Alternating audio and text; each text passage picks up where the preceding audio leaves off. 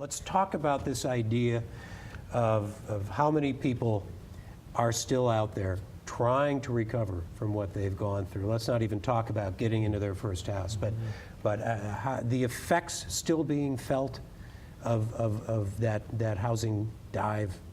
Yes, we're still seeing the effects of the housing bubble, at least of the financial housing crisis, because the problems still exist for the most part. And I know on our end at the Urban League of Metropolitan St. Louis, we work with a lot of existing homeowners, and really our main objective or our main goal is to make sure that we can stabilize the homeowners.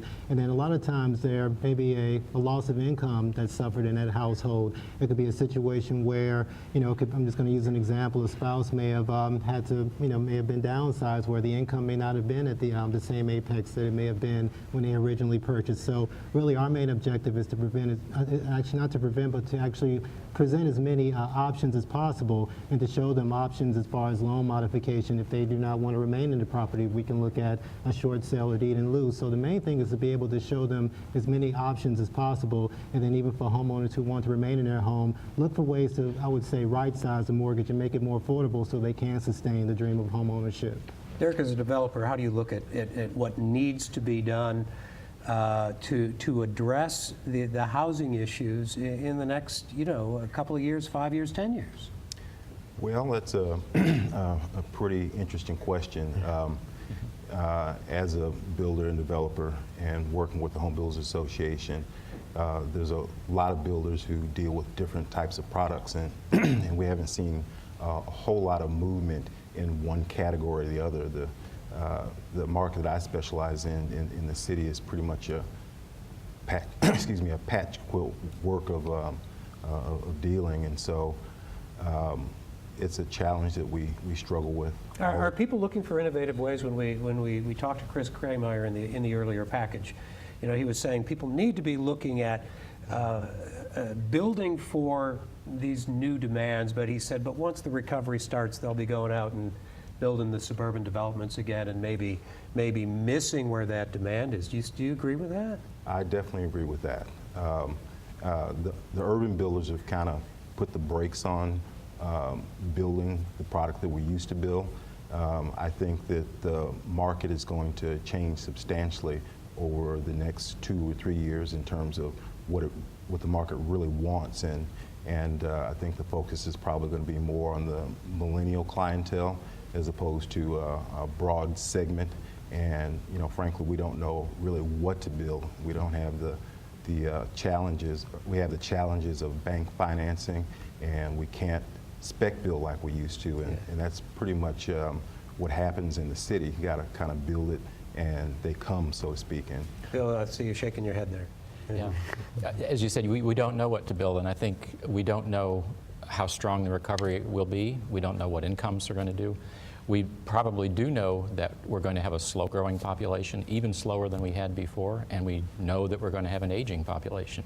So the group of people who are looking for a house is different than it was 5 or 10 years ago. I'm fascinated by this. I've heard of this from a couple of people. Single-parent families looking for homes, young single people as a market, not just new married couples who are going to have with their first kid or planning to have a family, but single, maybe professionals who've got the money. It's a good market to buy, right? Are these some of the trends that you see going on? Sure. they are. Well, that's two different things. Young professional buying a house for him or herself, and a single-parent family trying to find a house. But yeah, from a new construction standpoint, there is some traction in that market in the city. I've seen a number of young couples, young married couples, in fact, purchasing homes in the city. the question is always, the lessons we learned. We often forget the lessons we're supposed to have learned, or the lessons I've learned my kids don't know, or the lessons my parents learned. I certainly didn't apply. But do we have this, I want to go back to this idea that people are a little gun shy, maybe, Yes. about getting into this because of the problems they've heard. Absolutely. And I think you see it with young people and people who've had a problem, who maybe got into something that was more than they could handle because of job loss or something like that. So yeah, it does seem that there's much more caution in the market. Yeah, I think the question is, I mean, it used to be everybody wanted a home.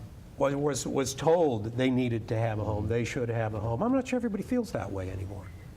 But I also think, though, too, that I know with the subprime bubble that took place, like in the early 2000s, I think that the market has, shown its way to, to show more, I would say, more reputable type products. I mean, more A-type paper type loans, and actually these loans will actually mean more success for the homeowner, in the long run, or at least in the short term as well. Those subprime loans originally were supposed to be to help people who couldn't get in, and then it went off in a different direction. But are the protections now, you're saying, are the protections there maybe keeping some of those folks out? Most definitely.